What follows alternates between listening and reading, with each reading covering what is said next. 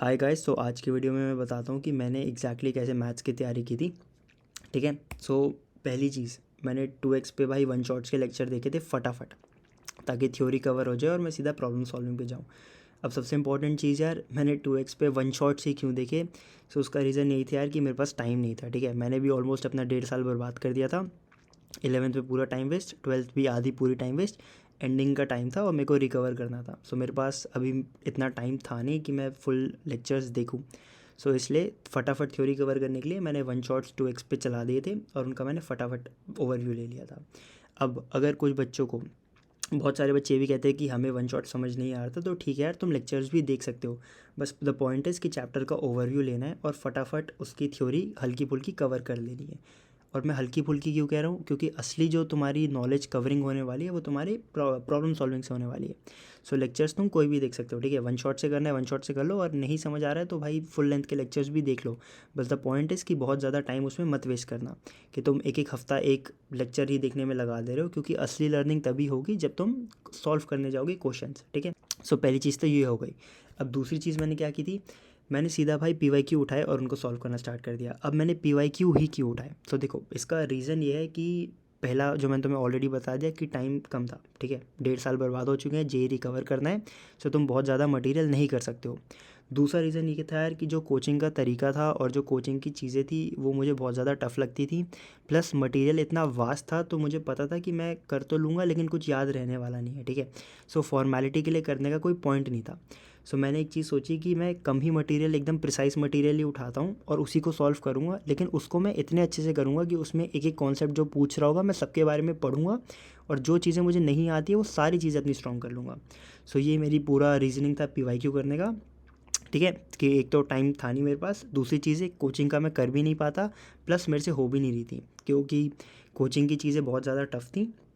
और वो मेरे से, मतलब जैसे मैं तुम्हें बता रहा हूँ कि वो सब ऊपर ऊपर से जा रहा था, और मुझे पता था कि रिटेंशन ज़ीरो रहने वाला है, कि मैं वो सब कर भी लूँगा तो कुछ फ़ायदा नहीं होने वाला।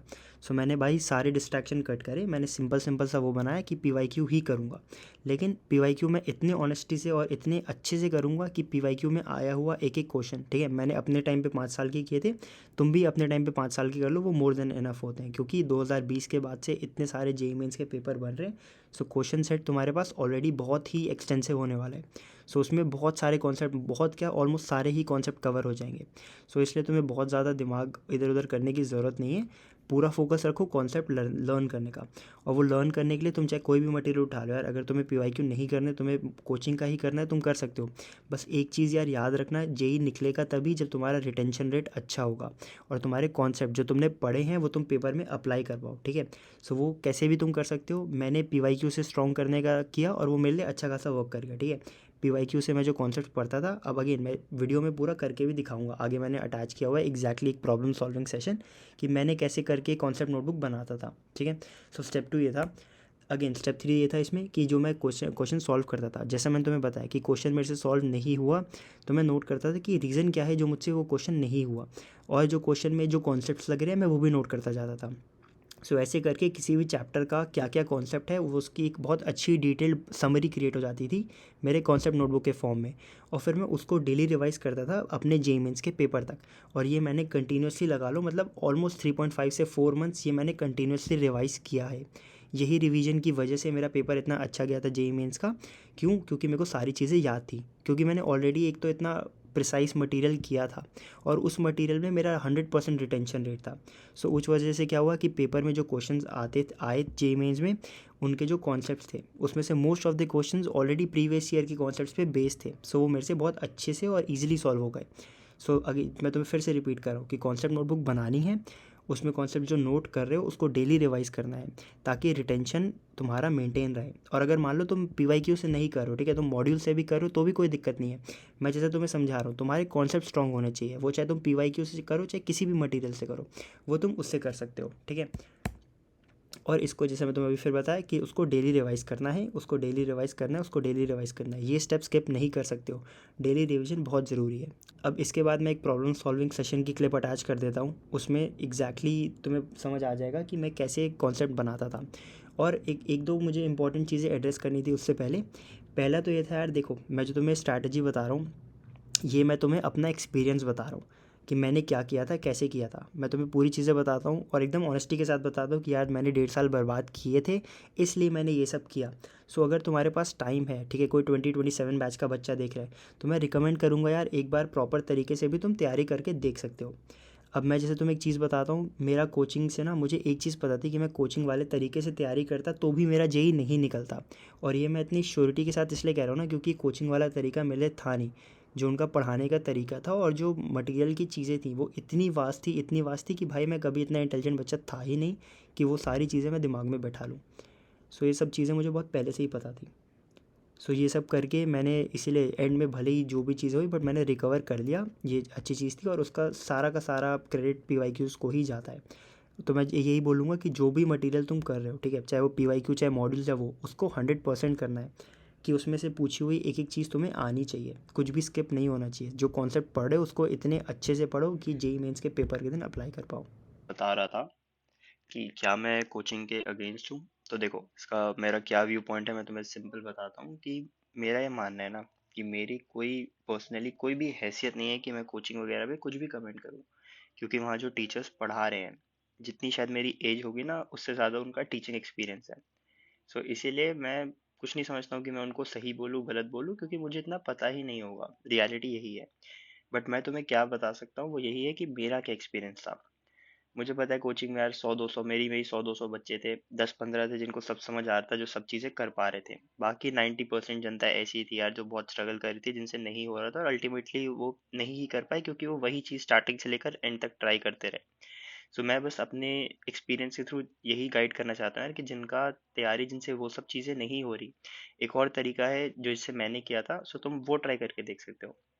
सो कुछ नहीं करने से तो बहुत, जैसे मेरा भी यही अप्रोच थी कि यार अगर कोचिंग का मटेरियल यही नहीं हो रहा है तो इसका मतलब ये तो नहीं है कि मैं गिव अप ही कर दूँ, कुछ तो मुझे करना चाहिए। सो यही मेंटालिटी थी मेरी, जिसकी वजह से मैंने ये पूरी अपनी तैयारी स्ट्रैटेजी, जो भी मेरे चैनल पे वीडियोस है, मैंने सारी चीज़ें फॉलो की। और मैं तुम्हें बेसिकली अपना एक्सपीरियंस बताता हूँ कि अगर तुमसे वो सब चीज़ें नहीं हो रही तो भी एक ऑल्टरनेट वे है और उस तरीके से भी किया जा सकता है। अपने जितनी भी फैक्ट्स है, रीजनिंग्स है, मैं अपना पूरा तुम्हें अपना माइंड प्रोसेस समझाता हूँ कि उस टाइम जब मैं स्ट्रगल कर रहा था इन चीज़ों से, तो कैसे मैंने कंक्लूजन पे पहुंचा था और फिर मैंने क्या क्या करके भाई पूरी अपनी प्रेप रिकवर की। ठीक है। तो इस चीज़ में ये चीज़ मैं हमेशा से क्लियर करना चाहता हूँ कि बिल्कुल भी भाई मैं कोचिंग के अगेंस्ट नहीं हूँ। मैं कुछ भी उनको एकदम ना, मैं बुरा कभी नहीं बुरा बोल सकता उन चीज़ों को, क्योंकि मुझे उन चीज़ों के बारे में इतना पता ही नहीं है। ठीक है। तो अब वीडियो में आगे बढ़ते हैं फट। सो हाय गाइस, तुम लोग को अब डेमो डेमो देने के लिए मैंने चैप्टर उठाया कॉम्प्लेक्स नंबर्स, और इसमें मैं तुम्हें पूरा स्क्रैच से वॉक थ्रू कराता हूँ कि मैंने कैसे क्या नोट्स बनाता था, कैसे कॉन्सेप्ट नोटबुक अपनी मैंने रेडी की थी मैथ्स में, ठीक है। सो उसको मैं तुम्हें पूरा डेमोन्स्ट्रेट करके दिखाता हूँ एग्जैक्टली मैंने कैसे क्या किया था। सो फ्लैशबैक में जाते हैं, मैंने थोड़ा बहुत ओवरव्यू लिया चैप्टर का जैसे मैं बता रहा था, ठीक है। फिर मैं फटाफट घुस गया पीवाईक्यू सॉल्व करने में। सो पहला क्वेश्चन अब मैं देखता हूँ यार, ठीक है। अब मैं क्वेश्चन का ऑर्डर भी ना तुम्हें सेम एग्जैक्ट ऑर्डर दिखाने वाला हूँ जिस ऑर्डर में मैंने सॉल्व किया था। अब मैंने ऐसे इतने प्रिसाइज नोट्स बनाए थे ना कि सारी चीज़ें अभी तक दिमाग में छपी हुई है मेरे। तो इसलिए मैं तुम्हें एकदम एग्जैक्ट ऑर्डर से लेकर पूरा स्टेप बाय स्टेप समझाता हूँ कि कैसे क्या किया था मैंने। सो अब देखो, मैंने चैप्टर की थ्योरी वगैरह पढ़ी, फिर मैं फटाफट सीधा प्रॉब्लम सॉल्विंग में घुसा। अब ये मैंने देखा पहला क्वेश्चन। अब इसमें यार क्या क्या बोल रहा था कुछ कुछ कि यार जेड एक कॉम्प्लेक्स नंबर है, ठीक है। Imaginary part of Z is not zero, ठीक है। फिर ए में कोई इक्वेशन दे दी और फिर मेरे से बोला कि a can not take the value, ठीक है। अब देखो, मैंने भाई थ्योरी पढ़ी थी। सो जब मैं फर्स्ट टाइम ये क्वेश्चन देखता हूँ ना तो मेरे को ज़्यादा कुछ क्लिक नहीं करता, ठीक है। मैं चीज़ें समझ पा रहा था, मेरे को आइडिया लग रहा था थियोरेटिकली कि क्या बोल रहा है, बट इसको सॉल्व कैसे करना है, अप्रोच कैसे करना है, मेरे को बिल्कुल आइडिया नहीं था, ठीक है। सो मैंने सीधा सीधा सोल्यूशन देखा इसका और मैं समझने की कोशिश करी कि कैसे अप्रोच करते हैं इन क्वेश्चन को, क्योंकि मेरा फर्स्ट टाइम था भाई कॉम्प्लेक्स नंबर्स का मतलब जनरल में कैसे सॉल्व करना है। सो मैंने देखा यार सोल्यूशन का फर्स्ट स्टेप क्या कह रहा है। वो कहता है भाई कि तुम z को सबसे पहले एक्स प्लस आयोटा वाई ले लो, ठीक है। अब ये देख के भाई मैं थोड़ा सा डरता हूँ, अब मैं घबराता हूँ इस चीज़ से यार, क्योंकि हमें आदत क्या थी, ठीक है। अब लाइक जैसे मैंने तुम्हें बताया भी होगा कि मेरी प्रिपरेशन काफ़ी भाई ढीली चल रही थी। सो अभी तक भाई linear equation in one variable वगैरह हमें आदत थी कि एक्स ले रहे, तो इसमें जब मैं एक्स प्लस आयोटा वाई देखता हूँ तो तब मैं मुझे थोड़ा लगता है कि यार अब तो थोड़ा कॉम्प्लिकेटेड हो जाएगा, क्योंकि दो दो वेरिएबल्स आ रहे हैं। बट अगेन वो सब चीज़ें भाई फर्स्ट टाइम देखते हैं तो लगता ही है, ठीक है। तो उस टाइम मुझे भी लगता था, बट फिर मैंने देखा कि कोई नहीं, पढ़ते हैं आगे, पूरा सोल्यूशन पढ़ते हैं। सो जेड को उसको सोल्यूशन कह रहा था कि तुम एक्स प्लस आयोटा वाई ले लो, मैंने बोला ठीक है।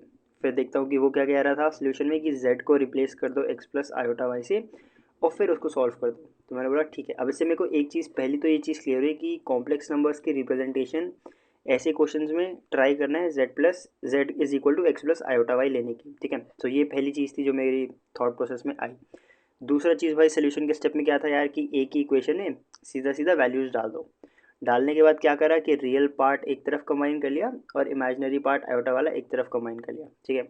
नेक्स्ट चीज़ क्या थी यार, सोल्यूशन में क्या करा था उनने, जो तुम देखोगे कि क्वेश्चन कह रहा था कि ए इज़ प्योरली रियल, तो उसको देखते हुए सोल्यूशन में क्या करा, जो तुम्हारा इमेजिनरी वाला पार्ट है, ठीक है, जो मेरा ये इमेजिनरी वाला पार्ट आ रहा था, तो क्वेश्चन में दे रखा था कि ए इज़ प्योरली रियल। सो ये देख के जो मेरा सोल्यूशन था उसने क्या करा था, उसने जो मेरा ये इमेजिनरी वाला पार्ट था आयोटा 2x+1, इसको इसने ज़ीरो से इक्वेट कर दिया, ठीक है।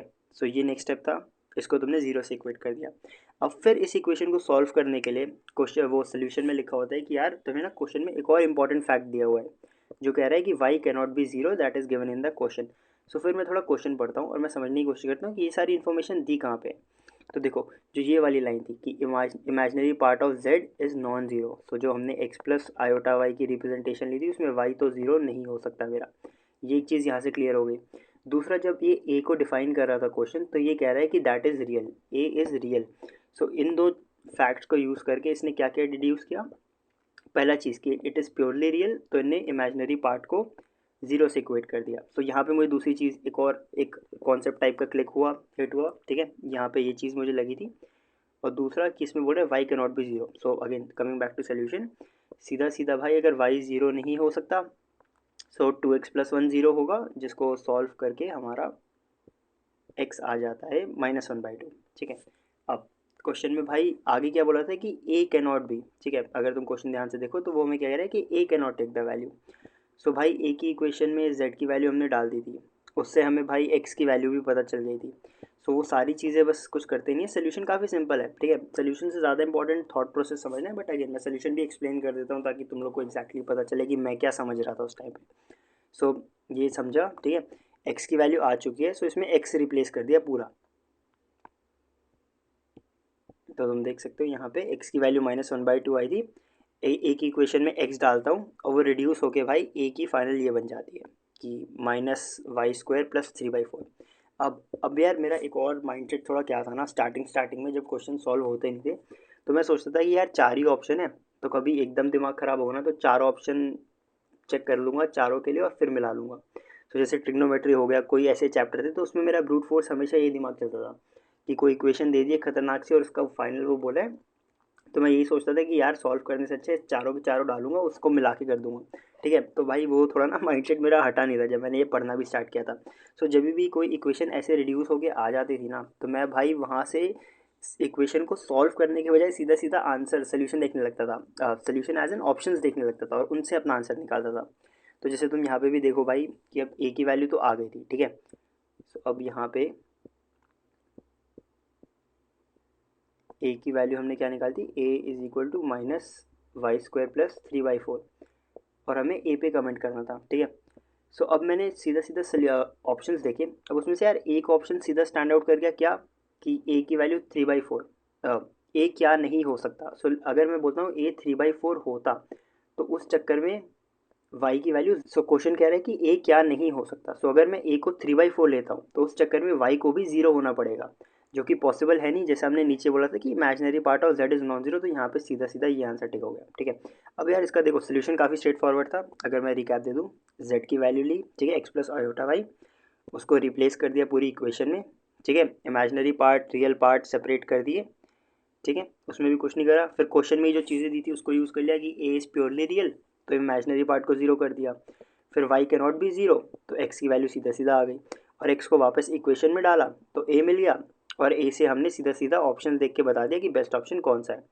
सो ये सोल्यूशन था। अब देखो यार इंपॉर्टेंट चीज़ क्या है ना कि तुमसे सोल्यूशन जैसे मुझसे फर्स्ट टाइम नहीं हुआ है क्वेश्चन, ठीक है, बट मैंने फिर एक चीज़ एनालाइज करी कि मेरे से क्यों नहीं हुआ। तो उसका सीधा सीधा आंसर क्या निकला कि भाई कॉम्प्लेक्स नंबर के क्वेश्चन को अप्रोच कैसे करना था ये मेरे को नहीं पता था। तो पहली चीज़ क्या मिली, जब मुझे सोल्यूशन इसके सोल्यूशन देख के पता चला कि यार z को x प्लस आयोटा वाई लेके हम क्वेश्चन बनाना स्टार्ट कर सकते हैं। पहली चीज़ मेरे को लर्निंग में ये मिली। दूसरी चीज़ यार, जैसे स्टेटमेंट में दिया है कि अगर ए इज़ रियल, ठीक है, अगर ऐसा क्वेश्चन में दे दे तो हम उसको इमेजिनरी पार्ट यानी उस इक्वेशन का इमेजिनरी पार्ट को जीरो से इक्वेट कर सकते हैं, ठीक है। सो ये दो चीज़ मेरे को अच्छी खासी लर्निंग लगी और यही दो रीज़न जो मेरे को नहीं पता था जिसकी वजह से क्वेश्चन नहीं सॉल्व हुआ, ठीक है। सो यहाँ से मैं अपनी कॉन्सेप्ट नोटबुक स्टार्ट करता हूँ। इस मोमेंट में मेरे जो पहले कॉन्सेप्ट नोटबुक में आते हैं वो मैं तुम्हें दिखाता हूँ एग्जैक्टली मैंने क्या चीज़ें नोट की जिससे ये नॉलेज मैं कैप्चर करता हूँ, ठीक है। सो मैं तुम्हें वो दिखाता हूँ। पहली चीज़ क्या लिखता हूँ कि ये मैं एग्जैक्टली तुम्हें वर्ड बाय वर्ड सेम चीज़ें दिखा रहा हूँ इसमें लिख के जो मैंने मेरी असली कॉन्सेप्ट नोटबुक में लिखी हुई है, ठीक है। सो लाइक मैं तुम्हें पूरा फ्लैशबैक दे रहा हूँ एग्जैक्टली मैंने क्या किया था। सो मैंने पहली चीज़ क्या लिखी हुई है यार, if you see an equation in z replace z with x plus iota y and try solving it, ठीक है। जो सेम हमने उस क्वेश्चन में करा है कि जेड में एक इक्वेशन दिख रही थी, तो उसको स्टार्ट करने का स्टेप वन क्या है कि एक्स प्लस आयोटा वाई से जेड को रिप्लेस करो और फिर इक्वेशन में डालो और फिर इक्वेशन सॉल्व करना स्टार्ट कर दो, ठीक है। दूसरी चीज़ क्या दी थी क्वेश्चन में जिससे मेरे को लर्निंग मिली क्वेश्चन से, क्या थी कि अगर कॉम्प्लेक्स नंबर इज़ रियल, ये दिया हुआ है, तो उसका जो इमेजिनरी पार्ट है उसको हमें इक्वल टू ज़ीरो कर देना है, ठीक है। ये तुम देख सकते हो। और जो तीसरी लर्निंग अगेन इसका काउंटर वो कि अगर कॉम्प्लेक्स नंबर इमेजिनरी दिया हुआ है तो हमें उसका रियल पार्ट जीरो कर देना है। सो ये तीन चीज़ें थी जो मेरे को उस क्वेश्चन से लर्निंग लगी जो मैंने नोट कर ली, ठीक है। सो मैंने फटाफट ये चीज़ें नोट की, फिर मैं जाता हूँ नेक्स्ट क्वेश्चन पे और तुम्हें भी एकदम एक्जैक्टली ऐसे ही करना है। अब देखो नेक्स्ट क्वेश्चन तुम्हें दिखा, अब मैंने भी जब ये नेक्स्ट क्वेश्चन पढ़ा, ठीक है, तो अब मेरे को कुछ चीज़ें लगी कि मेरे को जेड पता है, ठीक है, मेरे को ये चीज़ें क्लिक करी बट मेरे को मॉड नहीं पता है। अगेन जैसे मैं तो बता रहा हूँ कि मैंने थ्योरी बड़ी जल्दी जल्दी में करता था तो आधी चीज़ें याद रहती थी, आधी भूल जाता था। तो फिर मैंने मॉड जेड देखा, मैं फिर थोड़ा वो हो गया कि मॉड जेड का सीन क्या है ये पता करते हैं। तो फिर मैंने सोल्यूशन खोला। अब सोल्यूशन में देखो पहली चीज़ मॉड जेड मैंने ध्यान दिया तो पता चला कि अच्छा मॉड जेड का फॉर्मूला ये है सीधा सीधा। सो एक और चीज़ मेरे को जो नोट करने के लिए मिल गई थी यहाँ पे वो ये सीधा सीधा मिल गई थी, ठीक है। उसके अलावा मैंने देखा कि कोई और ऐसी चीज़ है जो मुझे अटका रही है, तो मैंने देखा कि नहीं यार ऐसा तो नहीं है। क्यों? क्योंकि मैंने स्टेप वन में क्या लिखा हुआ है, जेड को एक्स प्लस आयोटा वाई से रिप्लेस करना है, ठीक है, तो वो तो मैं कर दूंगा। मॉड जेड मुझे नहीं पता था तो वो मैंने नोट कर लिया यहाँ पे, उसका फॉर्मूला मुझे मिल गया। सो मैंने सोचा क्यों ना उसको अप्लाई किया जाए। तो मैंने सीधा सीधा भाई इक्वेशन में डाला, ये तुम्हारा हो गया मॉड जेड, ठीक है, ये वाला पार्ट हो गया तुम्हारा जेड और ये तुम्हारा सिंपली आर एच एस। अब देखो मैंने असली में यहाँ तक करा, फिर मैं अटक गया। मैंने बोला कि यार एक्स और वाई में तो इक्वेशन आ गई मेरे पास, अब मैं आगे क्या करूँ कि मतलब मैं इसको सॉल्व कैसे करूँगा। मेरे दिमाग में कुछ चल रहा था यार कि बहुत ही कॉम्प्लेक्स तरीका होने वाला है सोल्यूशन का, तो मैं बस वही सोच रहा था। क्यों? क्योंकि दो वेरिएबल्स है एक्स और वाई में, और जैसे मैंने स्टार्टिंग में बोला था तो मुझे ज़्यादा आइडिया नहीं था कि कैसे इनको डील करना है। तो मैंने सोल्यूशन खोल के देखा, अब उसमें काफ़ी स्ट्रेट फॉरवर्ड तरीका दिया हुआ था। और वो क्या था तरीका कि यार देखो जो इसका रियल पार्ट है, ठीक है, मेरे एल एच एस का रियल पार्ट है और जो इनका इमेजिनरी पार्ट है मैंने उसको कॉरस्पॉन्डिंग आर एच एस के पार्ट से इक्वेट कर दे रहा हूँ, बस यही था। कुछ अलग तरीका नहीं था, कोई ऐसे लीनियर इक्वेशन वगैरह नहीं लग रही थी जिसमें मैं कंफ्यूज होकर दिमाग अपना ख़राब कर रहा था। तो यहाँ से मेरे को दूसरी लर्निंग मिलती है इस क्वेश्चन की। उसके अलावा ये क्वेश्चन काफ़ी सिंपल था, इतनी चीज़ें मैंने समझ ली तो फटाफट मैंने क्वेश्चन बना लिया। ये y is equal to one कैसे आया, यहाँ पे तुम देख सकते हो कि आयोटा वाई को मैंने इससे इक्वेट करा तो सीधा सीधा वाई वन आ गया। वाई वन आ गया तो उसको मैं भाई इस इक्वेशन में भी डाल सकता था और उसको मैं थ्री से इक्वेट करने वाला था। सो मतलब अगेन क्वेश्चन काफ़ी सिंपल था बट मैं तुम्हें दिखा रहा हूँ कि एग्जैक्टली मैंने चीज़ें पढ़ी कैसे, क्योंकि जब जीरो से स्टार्ट करते हैं ना तो ये इजी इजी चीज़ें भी नहीं समझ आती हैं कुछ भी। सो मैंने भाई सिंपल सिंपल से इसको सॉल्व कर दिया, ठीक है। एक्स स्क्वायर ये एक्स की वैल्यू फोर आ गई सीधा सीधा और क्वेश्चन फोर बाई थ्री आ गई। क्वेश्चन में भी कुछ ज़्यादा कॉम्प्लिकेटेड पूछा नहीं था, मॉड ऑफ जेड पूछा था जिसका मेरे को फॉर्मूला पता था। सो ये क्वेश्चन भी सॉल्व हो गया। अब अगेन ये इंपॉर्टेंट नहीं है कि क्वेश्चन मैंने सॉल्व कर लिया, इंपॉर्टेंट ये है कि ये क्वेश्चन मैं अटक क्यों रहा था। सो इसके भी दो रीज़न सामने हैं। पहला क्या था कि यार मेरे को मॉड जेड का फॉर्मूला नहीं समझ आ रहा था या पता नहीं था, सो पहला ये था। दूसरा चीज़ क्या थी यार, दूसरी ये थी कि अगर equation L H S R H S में आ जाए सो उसको कैसे सॉल्व करना है, क्योंकि मैं यहाँ अटक रहा था। सो इसका भी मेरे को सिंपल सा सोल्यूशन मिल गया। तो ये दोनों लर्निंग्स मैंने फिर अपनी कॉन्सेप्ट नोटबुक में नोट करी, ठीक है। सो तुम देख रहे हो कितने बेसिक लेवल से मैंने स्टार्ट बनाना अपना स्टार्ट करा, ठीक है। सो ये दोनों चीज़ें मैंने अपनी कॉन्सेप्ट नोटबुक में डाली। अब उसके लिए मैंने क्या लिखा था वो भी मैं तुम्हें दिखाता हूँ। हाँ सो देखो ये मेरा फोर्थ पॉइंट आ गया था कि z is equal to x plus i होता है, तो मॉड ऑफ z मेरा ये होगा, ठीक है। ये मेरा चौथा पॉइंट आ गया था। और इसके साथ एक और जो मेरे को लर्निंग मिली थी वो भी मैंने इसमें नोट कर ली थी। क्या? ये देखो कि solve L H S R H S independently हम इसको सॉल्व करेंगे और फिर इनके ई रियल पार्ट्स और इनके इमेजिनरी पार्ट्स इन सबको आपस में, ठीक है, इन सबको आपस में कॉरस्पॉन्डिंग पार्ट्स को बस इक्वेट कर देना L H S R H S को। सो ये दो पॉइंट्स देखो मेरे इस क्वेश्चन से ऐड हुए। सो टोटल अभी तुम देख सकते हो 5 पॉइंट मेरे कॉन्सेप्ट नोटबुक में आ गए बेसिक बेसिक, ठीक है। एक की जेड को क्या लेना है, क्या क्या कोई रियल बोल रहा है तो इमेजनरी ज़ीरो कर देना है, इमेजनरी बोला है तो रियल ज़ीरो कर देना है। फिर मॉड ऑफ जेड क्या होता है ये मैंने लिख दिया। और अगेन कैसे सॉल्व करेंगे एंड में, L H S R H S में अगर दो इक्वेशन है कॉम्प्लेक्स नंबर की तो उसको कैसे क्या कॉन्सेप्ट लगाना है सॉल्व करने के लिए। सो ये अभी तुम देख रहे हो काफ़ी बेसिक चीज़ें थी, ठीक है। सो अगेन मैं जैसे तुम्हें बता रहा हूँ कि मैं काफ़ी जीरो से स्टार्ट करा था, सो इसलिए मेरे को इतनी छोटी छोटी चीज़ें भी लिखनी पड़ती थी क्योंकि ये मेरे को क्लिक नहीं करती थी पेपर में। सो अब उसके बाद नेक्स्ट क्वेश्चन पे मूव करते हैं और फिर उसकी लर्निंग लेते हैं। सो अब नेक्स्ट क्वेश्चन देखते हैं। अब वो क्वेश्चन करने के बाद यार अब मैं जब इस क्वेश्चन पे जाता हूँ तो ये मेरा एकदम अच्छे से क्लिक हो जाता है। क्यों? क्योंकि इसमें जो जो कॉन्सेप्ट मैंने पढ़े थे सारे वही आ गए। पहला चीज़ मॉड दिया है, मेरे को मॉड पता है। दूसरा जेड में इक्वेशंस दिए हैं, मेरे को वो पता है। तीसरा यार L H S R H S के फॉर्म में इक्वेशंस बनेंगी, बट मैं उससे भी नहीं डरता हूँ। क्यों? क्योंकि अब मैं समझ गया था कि L H S R H S में इक्वेशंस है तो उनको कैसे हैंडल करना है। सो अगेन ये क्वेश्चन काफ़ी सिंपल था, मैंने सॉल्व कर लिया। इसमें कोई नए कॉन्सेप्ट की ज़रूरत या कुछ भी ऐसा नहीं था जो मैं अटक रहा हूँ। सो इसके लिए मेरे को कुछ नोट भी नहीं करना पड़ा, ठीक है। सो मैंने क्या करा यार, इसका सोल्यूशन भी मैंने यहाँ पे डाल दिया है, ठीक है। जेड माइनस आयोटा था, सो उसको यहाँ पे लिखा, आर एच एस को यहाँ पे लिखा, ठीक है। और उसका फिर मॉड का फॉर्मूला ये रहा बेसिकली जो मैंने इन दोनों पे लगा दी। वो मॉड का फॉर्मूला लगाने के बाद ये इक्वेशन बनी। अब अगर इनको ज़्यादा करना नहीं था, ठीक है, दोनों तरफ का स्क्वायर ले लिया, जो तुम्हारी ये टर्म्स मेरे आ गए। अब इसमें एक्स स्क्वायर वाई स्क्वायर आपस में कट गए, वन का वन से कट गया। और देखो ये माइनस टू वाई यहाँ पे, माइनस टू एक्स यहाँ पे, जो ले दे के फाइनल इक्वेशन बन गई x is equal to y. So ये क्वेश्चन भी तुम देख रहे हो, ये क्वेश्चन पूरा मुझसे खुद से सॉल्व हो गया। और ये मेरे से खुद से सॉल्व क्यों हुआ? क्योंकि मैंने पुराने क्वेश्चंस की लर्निंग नोट करते हुए आ रहा था। अगर मैं नोट करता हुआ नहीं आता तो मैं इसमें भी अटकता, बट मैं उसमें नोट करते हुए आ रहा था तो मेरे को चीज़ें पता थी कि इस क्वेश्चन को क्या क्या कैसे अप्रोच किया जाए। और बाई चांस मान लो ये भी नहीं होता तो जो रीज़न है ना क्यों नहीं हुआ था मैं उसको नोट करूँगा। सो इससे क्या होता है ना, तुम्हारी प्रोबेबिलिटी इंक्रीज होती जाती है कि जो जो चीज़ें तुम्हें नहीं आ रही है तुम उनको पढ़ते जाते हो और तुम नोट करते जाते हो, तो जितनी चीज़ें तुम्हें नहीं आती है वो कम होती जाएंगी, समझ रहे हो। सो नेक्स्ट टाइम वैसा कुछ भी आएगा तो बहुत हाई चांसेस है कि वो क्वेश्चन तुमसे बन जाए, ठीक है। सो बेसिकली यही मेन चीज़ होती है इन सब चीज़ों में। सो अब उसके बाद फिर मैं नेक्स्ट क्वेश्चन देखता हूँ, ठीक है। अब आओ, ये हमारा था नेक्स्ट क्वेश्चन। अब इस क्वेश्चन में तुम देखोगे, मैं भी इस क्वेश्चन को पढ़ता था उस टाइम, मैंने जब पढ़ा था तो मैंने एक चीज़ देखी, मेरे को जेड समझ आ रहा है क्या बोल रहा है, प्योरली इमेजनरी नंबर है, इसका भी क्या मीनिंग है मैं भी समझ गया था कि रियल पार्ट जीरो करना है। मॉड ऑफ जेड भी दे रखा है, मैं ये भी पढ़ के समझ गया था कि हाँ क्या मीनिंग है। बट अब मैं इस क्वेश्चन में देखिए फिर मैं थोड़ा पैनिक कर जाता हूँ। क्यों? क्योंकि यार इसमें तो फ्रैक्शन के फॉर्म में बन रहा था, अभी तक तो मैं लीनियर इक्वेशन में डील कर रहा हूँ, यहाँ पे यार ये एज अ फ्रैक्शन के फॉर्म में दिया है। तो मैं फिर पढ़ के थोड़ा वो हो जाता हूँ, थोड़ा दिमाग चलाता हूँ, कुछ क्लिक नहीं करते कि फ्रैक्शन के फॉर्म में कैसे सॉल्व करते हैं। तो फिर मैं सोचता हूँ कि चलो नज़र मारते हैं। तो अब मैंने जब उस पर नज़र मारी तो मैंने देखा यार पहला स्टेप क्या था कि जो डिनोमिनेटर में हमारा आयोटा आएगा, ठीक है, सबसे पहले ये उसको हटा रहे हैं। तो वहाँ से मेरा थोड़ा इंट्यूशन हिट करने लगा वापस से कि अच्छा अगर मेरा फ्रैक्शन के फॉर्म में भी कॉम्प्लेक्स नंबर्स है तो बस डिनोमिनेटर से आयोटा हटाना इंपॉर्टेंट है, ठीक है। सो ये एक और लर्निंग मेरे को इस क्वेश्चन से समझ आती है। सो ये जब मिल जाता है तो मैं फटाफट सॉल्व करना इसको स्टार्ट करता हूँ, ठीक है। तो अपना स्टैंडर्ड स्टेप था कि एक्स को तो मेरा, तुम जो बोलोगे कि एक्स प्लस आयोटा वाई ले लिया जेड को, ठीक है, उसमें से रियल टर्म्स कंबाइन कर लिए और इमेजनरी टर्म्स कंबाइन कर लिए। और जो ये मेरा डिनोमिनेटर है x plus alpha plus iota y, इसको x plus alpha minus iota y से मैं मल्टीप्लाई कर देता हूँ न्यूमरेटर डिनोमिनेटर दोनों में, ताकि ये आयोटा हट जाए, ठीक है। और सिंपल सा फॉर्मूला लग रहा होता है ए प्लस बी इंटू ए माइनस बी, ठीक है।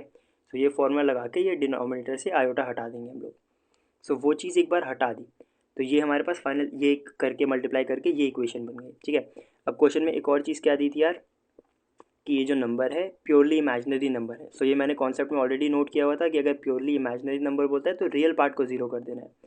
सो मल्टीप्लाई करने के बाद जो इक्वेशन बनी थी उसके रियल पार्ट में एक्स स्क्वायर आ रहा था, अल्फा स्क्वायर आ रहा था, वाई स्क्वायर आ रहा था, ठीक है। सो ये सारे टर्म्स आए थे और डिनोमिनेटर तो रह गए। So x square y square alpha square ये सारी टर्म्स आई थी, इसको मैंने जीरो से इक्वेट कर दिया। अब अगेन क्वेश्चन में एक और चीज़ क्या दे रखी थी यार, हमें मॉड ऑफ जेड दे रखा था। So x square plus y square is nothing but mod of z का whole square. So mod of z की वैल्यू दे रखी थी तो चार यहाँ पर डाला, अल्फा प्लस माइनस टू आ गया। सो ये क्वेश्चन भी सॉल्व हो गया। अब देखो इस क्वेश्चन में मैं सिर्फ एक ही चीज़ में अटक रहा था, वो था फ्रैक्शनल फॉर्म में अगर कॉम्प्लेक्स नंबर आ जाए तो क्या करना है, ठीक है। सो उसकी भी भाई मैं लर्निंग नोट कर लेता हूँ, उसके अलावा कोई भी ऐसी चीज़ नहीं थी जो मुझे इस क्वेश्चन में अटका रही थी। तो इस क्वेश्चन से मेरे को सिर्फ एक ही लर्निंग एक्सट्रैक्ट हुई, क्या कि अगर फ्रैक्शन फॉर्म में कॉम्प्लेक्स नंबर्स है तो डिनोमिनेटर से आयोटा हटाना है, दैट्स इट, ठीक है। सो देखो ये भी मैं तुम्हें दिखाता हूँ कि मैंने कॉन्सेप्ट नोटबुक में क्या नोट कर लिया था इसके लिए। हाँ सो देखो इसके लिए क्या सिंपल चीज़ लिखी थी यार कि कॉम्प्लेक्स नंबर अगर फ्रैक्शन फॉर्म में दी जाए तो remove iota from denominator, that's it, ठीक है। इतनी चीज़ मैंने लिख दी और फिर अब नेक्स्ट क्वेश्चन पे मूव करते हैं। सो अब वो क्वेश्चन बनाने के बाद, ठीक है, और इतने सारे क्वेश्चन करने के बाद अब ये क्वेश्चन आता है, तो इसमें मैं थोड़ा कॉन्फिडेंट हो जाता हूँ। क्यों? क्योंकि मेरे को इसमें सारी चीज़ें समझ आ रही थी, कोई भी ऐसी चीज़ नहीं थी जो मेरे को पैनिक कराए। पहला, z belongs to c complex number कह रहा है, इमेजनरी पार्ट ऑफ z 10 है, तो जो मैं x प्लस आयोटा वाई लेता, मुझे तुरंत हिट कर गया कि ये y की वैल्यू तो 10 ऑलरेडी दे रखी है, तो मेरे लिए और आसान काम कर दिया। फिर मैं देखता हूँ इट सेटिस्फाइज, अब यहाँ पे एक फ्रैक्शन फॉर्म में बनेगा, बट मैं डरता नहीं हूँ। क्यों? क्योंकि मेरे को पता है फ्रैक्शन से कैसे डील करना है, और बाकी L H S R H S वाली तो मुझे ट्रिक पता ही थी। सो यहाँ पे अगर राइट में भी कुछ दे रखा है तो मैं उससे भी नहीं डरा। और बाकी फिर बेसिकली हमें एन पे कमेंट करना था और एक्स पे कमेंट करना था, तो मैंने बोला ये तो बड़ा इजी लग रहा है। सो अगेन जो जो चीज़ें मैंने पढ़ी थी मैंने वही स्टेप्स लगाए और उसे सॉल्व करने की कोशिश करी। सो मैंने जो 2 times z plus minus n था उसमें बस बेसिकली वैल्यू डाल दी जेड की, ठीक है। फिर रियल टर्म्स और वो सब कंबाइन करके फाइनल ये बन गया कि मैंने अपने रियल टर्म इकट्ठे कर लिए, इमेजनरी टर्म अलग कर दिया, इसमें भी रियल इकट्ठे इमेजनरी अलग, ठीक है। सो ये बेसिकली फाइनल वो बना। अब इसमें से कुछ नहीं करना था, डिनोमिनेटर से आयोटा हटाना था, जैसा मैंने अपने फॉर्मूला नोटबुक में भी लिखा था कि कॉन्सेप्ट में क्या करना होता है।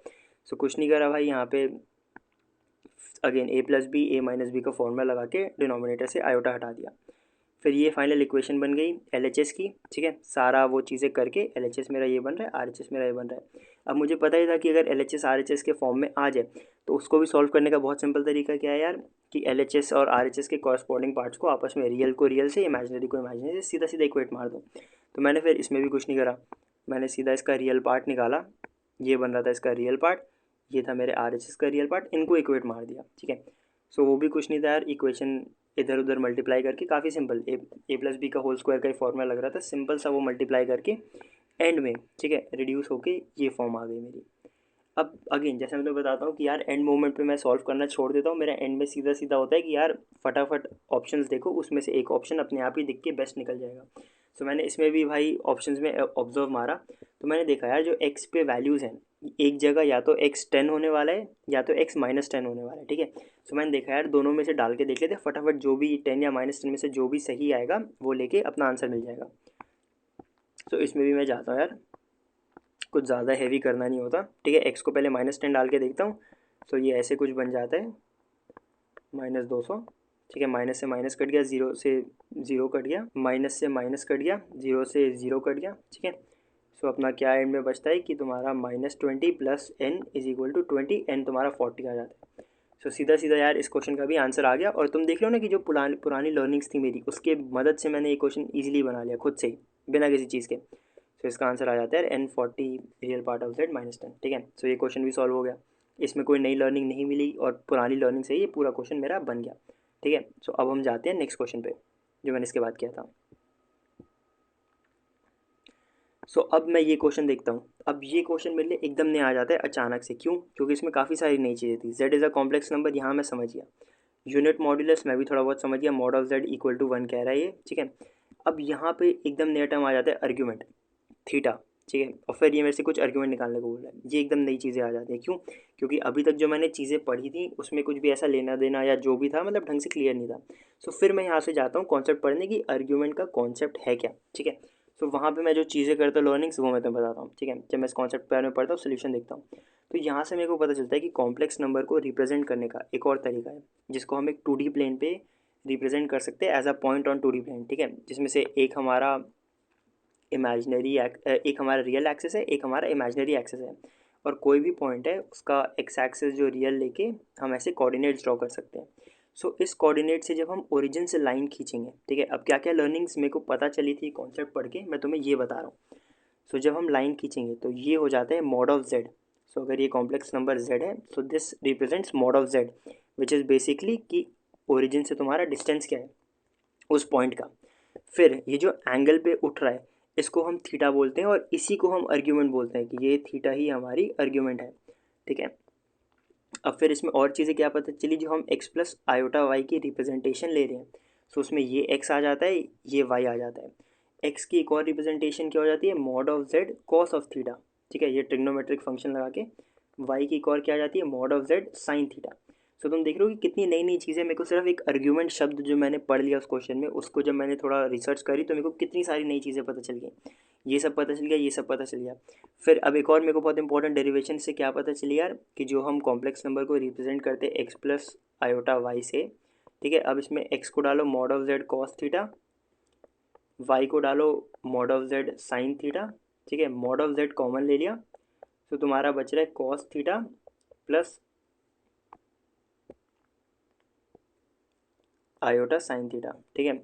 अब इसमें से भी यार जो तुम्हारा cos theta iota sine theta है, इसको हम e to the power iota theta बोलते हैं। तो ये सारे कॉन्सेप्ट्स मुझे नए नए इस एक आर्ग्यूमेंट शब्द के चक्कर में जब मैंने रिसर्च करी तो मुझे पता चला।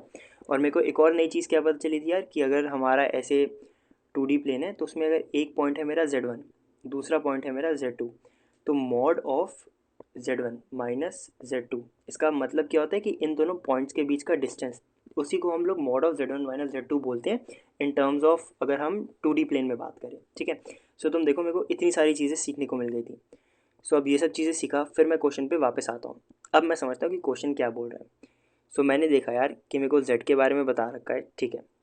फिर मैंने देखा कि मेरे को बोला यूनिट मॉड्यूलस, वो भी मैं समझ गया। फिर मेरे को बोलता है आर्ग्यूमेंट थीटा दे रखी है, और फिर मुझे इसकी आर्ग्यूमेंट निकालने को बोलता है। अब देखो मैंने एक कॉन्सेप्ट में नोट किया हुआ था कि एक्स प्लस आयोटा वाई से अप्रोच करना स्टार्ट कर सकते हैं, बट वहाँ पे ये अप्रोच सेंस नहीं बनाती। क्यों? क्योंकि यहाँ पे थीटा बोल रहा था। सो जो दूसरी अप्रोच थी क्या, कि हम जेड को mod of z e to the power iota theta लेके क्यों ना अप्रोच करें। और इस केस में वो सेंस भी बना रही थी। क्यों? क्योंकि मॉड्यूलस दे रखा था। सो फिर मैंने कुछ नहीं करा, वो कॉन्सेप्ट पढ़ने के बाद फिर ये चीज़ें एकदम से क्लिक होने लगी। सो मैंने देखा एक बार जेड की रिप्रेजेंटेशन ये, जेड कॉन्जुगेट उसकी रिप्रेजेंटेशन ये हो जाती है, ठीक है। ये दोनों चीज़ जब मैं रिसर्च कर रहा था इस कॉन्सेप्ट के बारे में तो मेरे को पता चली। सो फिर तो काफ़ी सिंपल क्वेश्चन था यार। इन दोनों को मैंने यहाँ रिप्लेस मारा वैल्यू, एंड में e to the power iota theta इसका फाइनल वो बन गया,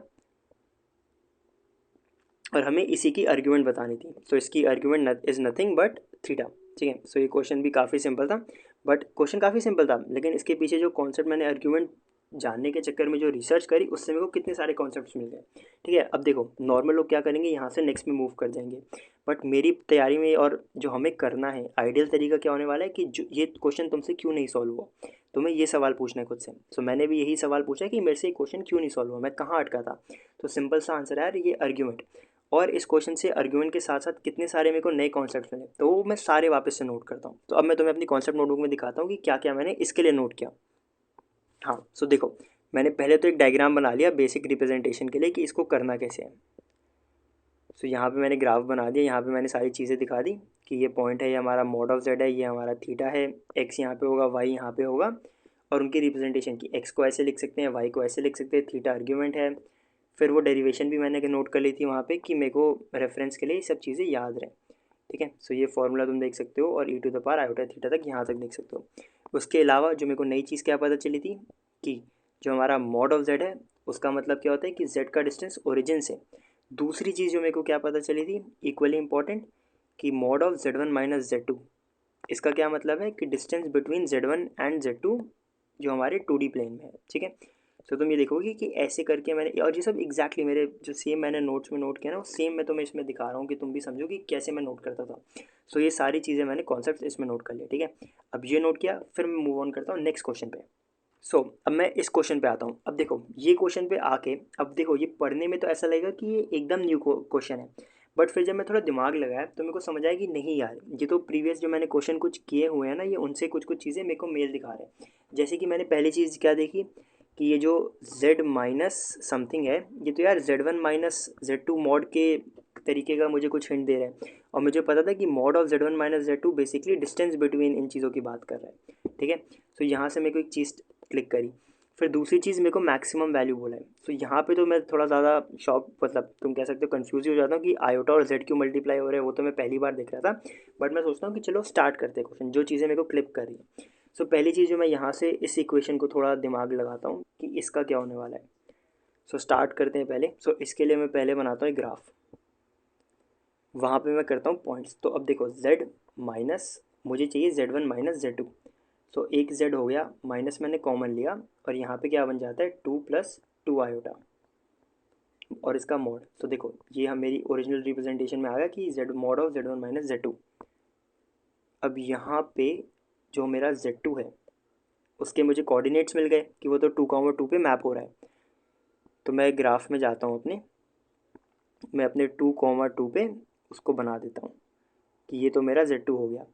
अब दूसरी चीज़ मैं क्या देखता हूँ, ये मेरे को कह रहा था कि जो ये z का डिस्टेंस z2 से is always less than equal to 1। So फिर मैं उसको ग्राफ में बनाने की कोशिश करता हूँ कि फिर मेरा z क्या क्या हो सकता है, ठीक है। सो मैं यहाँ पे देखता हूँ कि ये 2,2 तो ये हो गया, और जो मेरा z है वो हमेशा एक यूनिट के डिस्टेंस पे रहेगा। सो यहाँ पे z मेरा इतना पीछे जा सकता है, यहाँ पे इतना आगे जा सकता है, यहाँ पे इतना ऊपर और यहाँ पे इतना नीचे। अब इसके अलावा एक और चीज़ ये भी आ जाती है कि वो जो पॉइंट है उसने बोला है लेस दैन इक्वल टू। सो इसका मतलब ये क्या हुआ कि इसके अंदर भी सारे पॉइंट जो कम डिस्टेंस पे वो सारे एप्लीकेबल है। सो यहाँ से मुझे हिट किया कि ये तो सर्कल जैसी इक्वेशन बना रहा है। क्यों? क्योंकि मैं ऐसे ऐसे जब पॉइंट्स बनाते जा रहा था कि तो ये सारे सेटिस्फाई कर रहे, फिर मैंने देखा कि ये तो एग्जैक्टली एक सर्कल बना देगा इसका। सो मैंने सर्कल बनाया और मेरे को समझ आ गया कि z इसके अंदर इस पूरे सर्कल में कुछ भी हो सकता है, ये सारी वैल्यू z को सेटिस्फाई कर रही है। सो यहाँ से वो चीज़ क्लियर हो गई। फिर मैंने दूसरी चीज़ देखी कि ये दूसरी चीज़ मेरे को क्या करने को कह रहा है। वो मुझे बोल रहा था कि maximum value of 3 iota z plus 6। अब यहाँ पे मैं थोड़ा कंफ्यूज हो जाता हूँ कि ये क्या है, आयोटा और z आपस में क्यों मल्टीप्लाई हो रहे हैं। तो यहाँ पे मैं दिमाग लगाता हूँ, मुझे कुछ क्लिक नहीं करता, तो फिर मैं सोल्यूशन देखता हूँ। अब सोल्यूशन में मुझे एक चीज़ बहुत जो कॉन्फिडेंस देती है वो ये थी कि जो मैंने सिर्फ mod of z1 minus z2 से जो मैंने पढ़ा था फॉर्मूला कि वो डिस्टेंस रिप्रेजेंट कर रहा है, सेम अप्रोच सोल्यूशन में भी लगाई हुई थी कि वो भी z1 माइनस z2 को एज अ दो पॉइंट्स ले रहा था और उसका z को मैप कर रहा था कि z क्या क्या हो सकता है। सो वो चीज़ मेरा कॉन्फिडेंस बढ़ाती है। और दूसरी चीज़ उन्होंने क्या करी थी, जो 3 आयोटा z प्लस 6 है उसको उन्होंने कुछ नहीं करा यार, उसको उन्होंने बस थोड़ी सी मैनिपुलेशन करके इस सेम फॉर्म में ले आए, ठीक है। थोड़ी सी मैनिपुलेशन करके इसको भी z1 माइनस z2 के फॉर्म में ले आए। और वो कैसे किया मैं तुम्हें दिखाता हूँ। जो ये तुम्हारा 3 आयोटा z प्लस 6 था, इसको इनने ऐसे लिख दिया 3 iota z minus 6 iota square. अब आयोटा स्क्वायर क्या होता है, -1 होता है। सो ये खुल के वापस से 3 आयोटा z प्लस 6 ही बनेगा, ठीक है। थोड़ी भाई हैंड राइटिंग ख़राब हो रही है। सो ये वही बनेगा। तो उसमें से 3 आयोटा कॉमन ले लिया। अब एक अगेन बहुत सिंपल फॉर्मूला है, mod of a b is nothing but mod of a और मॉड ऑफ बी, ठीक है। सो इसमें भी सेम चीज़ें लगाते हैं, 3 आयोटा बाहर आ जाता है, z माइनस 2i यहाँ आ जाता है, और तुम यहाँ पे देखोगे कि ये वापस से उस चीज़ में रिड्यूस हो गया। और क्वेश्चन में बोला क्या है कि हमें इस चीज़ को मैक्सिमाइज़ करना है, ये तो कांस्टेंट है, सो इसका कोई लेना देना नहीं है। सो अगेन फिर यहाँ से मैं खुद से सॉल्व करना वापस से स्टार्ट करता हूँ। क्या बोला था कि इस चीज़ को मैक्सिमाइज़ करना है। सो इसको मैं पहले ऐसे लिखता हूँ, z माइनस 0 प्लस 2 आयोटा। अब और इसका मॉड, सो इसका मतलब क्या हुआ, z का डिस्टेंस इस पॉइंट से 0 प्लस 2 आयोटा। सो इसको भी मैं जाता हूँ, मैं अपने ग्राफ में फटाफट मैप कर देता हूँ। सो ये पॉइंट हमारा यहाँ पे बन रहा था। अब मैं देखता हूँ कि ये एक पॉइंट यहाँ पे है, z मेरा यहाँ पे कुछ भी हो सकता है। सो मुझे ये डिस्टेंस मैक्सिमाइज़ करना है। सो इसका तो बड़ा सिंपल सा मुझे ग्राफ देख के ही पता चल गया, ये तो तभी होगा जब हम एकदम एंड में जा पाए जो इसकी वैल्यू हो सकती है। सो इसका सीधा सीधा किस कोऑर्डिनेट पे मैक्सिमम निकल रहा था, दैट वाज 3 प्लस 2 आयोटा। क्यों? क्योंकि ये 2 यहाँ पे और मुझे मैक्सिमम वैल्यू चाहिए। सो मैं 2 से सबसे दूर जो जा सकता हूँ वो यहीं जा सकता हूँ। सो इसका मैक्सिमम पॉइंट का वो कोऑर्डिनेट निकल गया और ये क्वेश्चन भी सक्सेसफुली सॉल्व हो गया, ठीक है।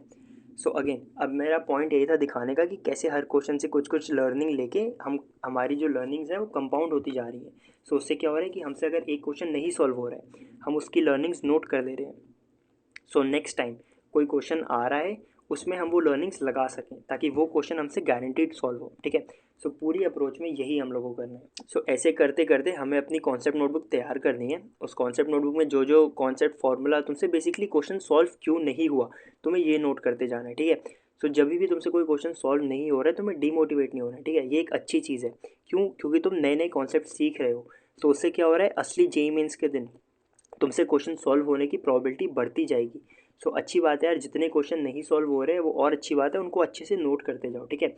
लर्निंग तभी होगी जब तुमसे क्वेश्चन सॉल्व नहीं हो रहे और तुम उनको नोट कर रहे हो, उनके कॉन्सेप्ट को निकाल के अपनी नोटबुक में लिख रहे हो, तभी लर्निंग होने वाली है, ठीक है। अगर तुम सिर्फ करने के लिए कर रहे हो और करते करते ख़त्म भी कर दोगे PYQ तो उससे कुछ होने जाना नहीं है, ठीक है, जब तक तुम सीखोगे नहीं।